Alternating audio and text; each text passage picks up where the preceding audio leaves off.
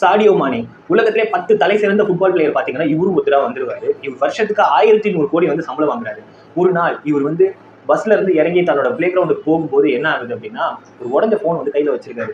அப்போ வந்து இந்த நியூஸ் மீடியா இவங்கெல்லாம் பார்த்துட்டு போட்டோ பிடிச்சி இதை கேட்க ஆரம்பிச்சிடாங்க ஃபோக்கஸ் பண்ணி. என்னங்க கையில உடஞ்ச போன் வச்சிருக்கீங்க, 1100 கோடி வந்து சம்பளமா வாங்குறீங்க, உடஞ்ச போன் வச்சிருக்கீங்க அப்படிங்கிறதுக்கு எனக்கு லக்ஸரியான லைஃப்ல வந்து இன்ட்ரெஸ்ட் கிடையாது, இந்த போனுமே வந்து எனக்கு கிஃப்டா வந்தது அப்படின்னு சொல்லிட்டு அவர் வந்து சொல்லிட்டு போறாரு.